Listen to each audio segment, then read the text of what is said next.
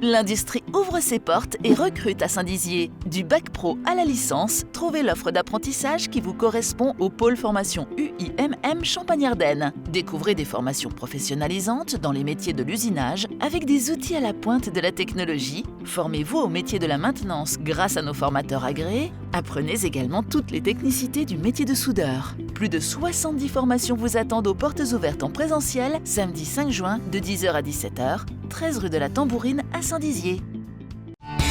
Installopoil, c'est un large choix de produits. Ces produits, vous les connaissez sûrement. Afin de mener à bien votre projet, choisir Installopoil, c'est faire confiance à une entreprise de proximité qui vous accompagne. Nous nous déplaçons dans le sud meusien et dans le département Haut-Marnais.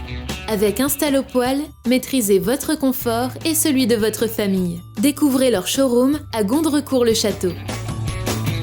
Le Rafale Solo Display métamorphosé. Initiation boxe pour les Vitrias. Le lycée Blaise Pascal à Saint-Dizier récompensé.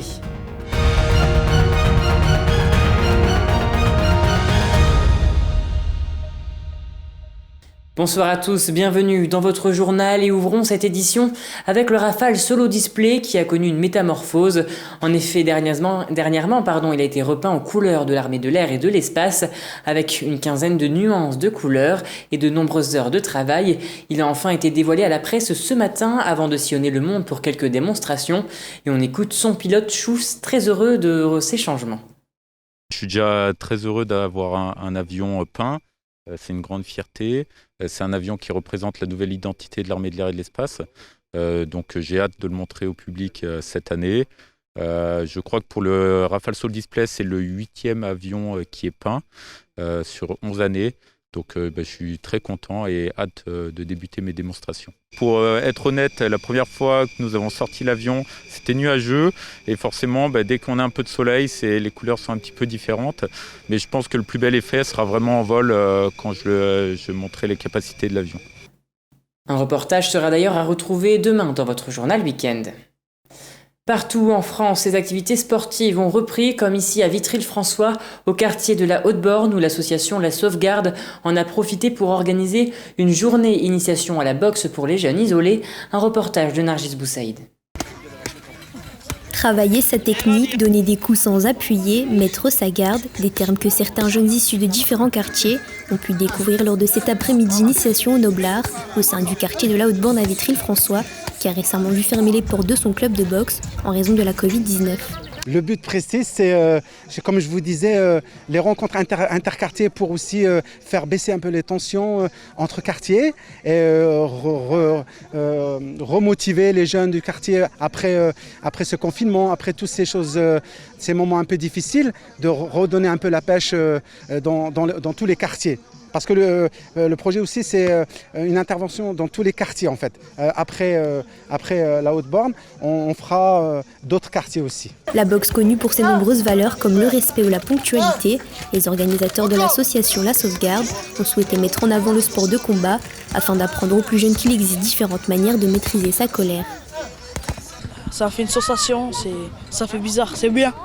Là on s'amuse, c'est bien, alors que dans le quartier, il n'y a rien à faire.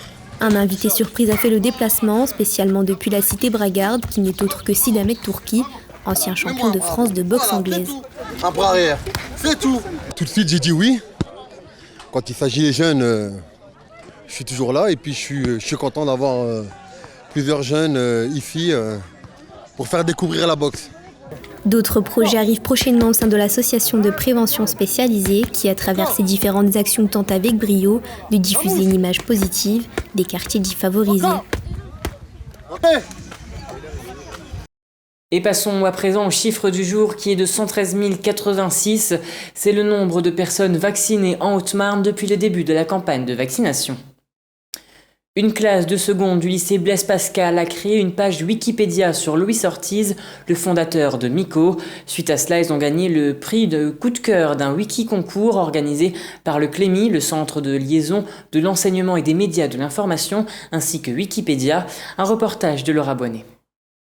La classe de seconde C du lycée Blaise Pascal de Saint-Dizier a reçu cette année le prix Coup de cœur du Wikiconcours organisé par le Clémy, le centre de liaison de l'enseignement et des médias d'information. Ils ont travaillé pendant plusieurs mois sur la création d'une page Wikipédia sur Louise Ortiz dans un univers presque journalistique. On avait essayé de calquer un petit peu sur le format d'une rédaction d'un journal. Donc il y avait un groupe qui faisait les dépêches, l'autre qui s'occupait par exemple des sources.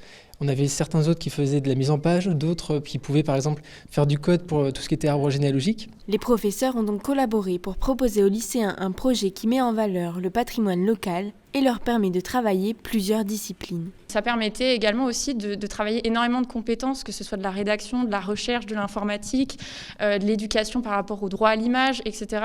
De multiples informations que finalement on ne traite pas suffisamment peut-être en cours.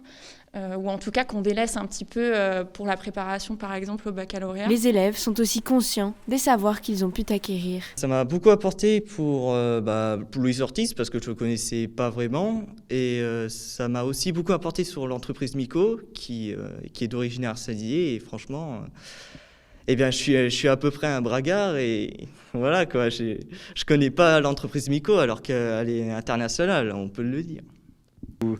Avoir des méthodes sur comment les traduire à un minimum efficacement, vu qu'on avait des textes en espagnol, et juste pouvoir trouver des informations assez précises. Collaboration, contribution des élèves, véracité des informations, apprentissage de l'utilisation de Wikipédia, autant de critères qu'a observé le Clémy pour décerner leur prix et rendre fiers les professeurs comme les élèves. C'est vrai que de se dire qu'on a réussi à participer à l'amélioration d'un site web qui est quand même pas mal utilisé, comme ça je dirais dans les millions de visites par jour, donc de pouvoir se dire ouais j'ai quand même réussi à être utile dans un projet qu'on a réussi à gagner, donc ouais c'est très sympa.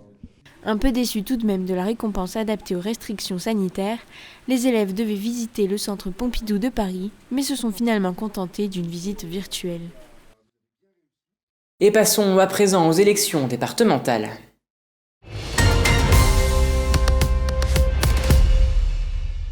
Ce soir, nous vous proposons les portraits de 3 binômes. Il s'agit d'Odile Cossin et Luc Ispard pour Saint-Dizier 1, ainsi qu'Éric Bonnemain et Véronique Varnier, eux aussi pour Saint-Dizier 1, ainsi que Pascal Air et Amélie Claude pour Vitry-le-François. À eux 3, ils ont 90 secondes pour vous convaincre.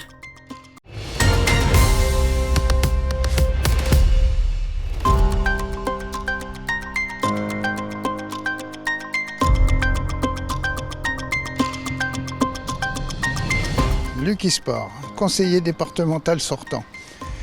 Conseiller municipal d'Éclaron, je suis candidat à ma succession pour l'attractivité de notre canton. Pendant 6 ans, j'ai côtoyé tous les maires, associations et collectivités locales qui m'ont donné beaucoup de goût à travailler pour eux. Je pense qu'on a encore énormément de choses à faire pour l'attractivité de notre territoire, notamment dans d'autres domaines que les aides aux bâtiments publics et aux collectivités. Il y a aussi les modes de transport. Je suis tout à fait pour que le département reprenne les routes nationales afin de pouvoir offrir un réseau qui traverse notre Haute-Marne convenable, attrayant pour accueillir le monde industriel et les touristes. Odile Cossin, 63 ans, exploitante agricole.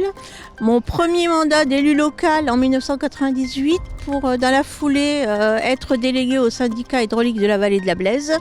En 2008, j'en ai repris la présidence pour arriver en 2017 à être première vice-présidente du grand syndicat SMBMA, bassin de la Marne et affluents. Bon, mes ambitions au conseil départemental, c'est surtout avoir des projets d'aménagement du territoire qui sont relativement ambitieux pour la Haute-Marne.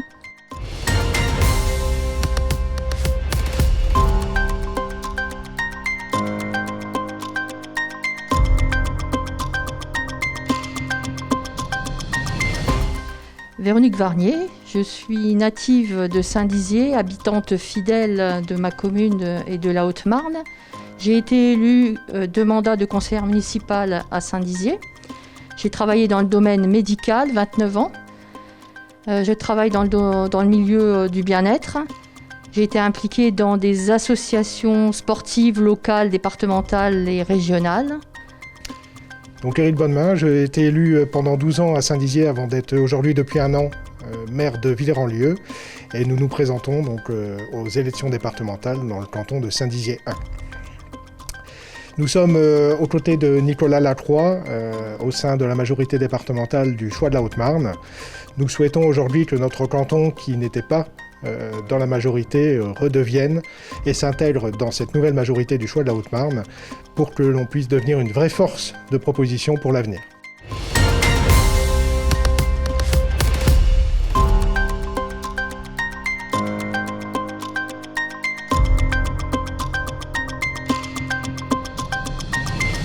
Bonjour, je suis Amélie Claude, domiciliée à Vitry-le-François, quartier de la Fauvarre. J'ai 33 ans, je suis agent d'entretien. Je suis Pascal Air, donc binôme de Madame Amélie Claude. Je suis conseiller régional depuis 2004, 16 ans d'expérience. Je suis également conseiller municipal et communautaire à Vitry-le-François. Et je compte mettre notre expérience, cette expérience d'élu, au service de tous les Français, des Français d'abord, car c'est notre volonté première. Servir les Français et servir les Français de toute la Marne et pas uniquement de Vitry-le-François d'ailleurs, ou du canton de Vitry-le-François. Notre priorité, les Français d'abord, c'est d'abord la sécurité. La sécurité dans les collèges, nous avons des propositions. La sécurité dans les campagnes, nous avons également des propositions. Nous voulons un aménagement rural digne de ce nom. Nous voulons donner priorité aux petites communes et aux moyennes communes. Nous voulons plus de justice sociale en utilisant l'argent qui est mis à Vatry et dans les grandes écoles et au service des personnes âgées, des personnes handicapées, des EHPAD, des collèges et de nos pompiers. Savez-vous qu'il y a plus de 32 millions d'euros qui ont été gaspillés depuis 2014 avec Vatry et les grandes écoles? Ces 32 millions d'euros auraient été plus utiles pour nos personnes âgées, pour nos EHPAD, pour nos pompiers, pour nos collégiens et pour nos personnes handicapées.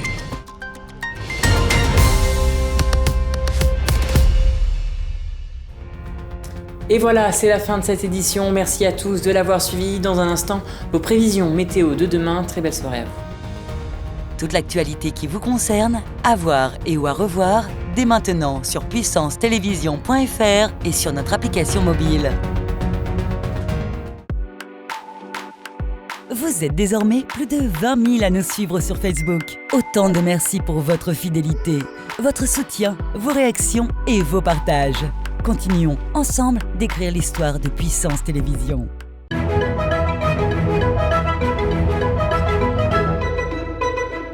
Bonsoir à tous. Pour demain matin, quelques éclaircies sont à prévoir pour le Triangle et à Chaumont. L'instabilité se développera en cours de journée. Pour demain après-midi, une évolution orageuse possible. Il fera 24 degrés à Bar-le-Duc et 25 degrés à Saint-Dizier. Demain vendredi 4 juin, nous fêterons les Clotildes et nous gagnerons une minute de soleil. Très bonne soirée avec Puissance Télévision.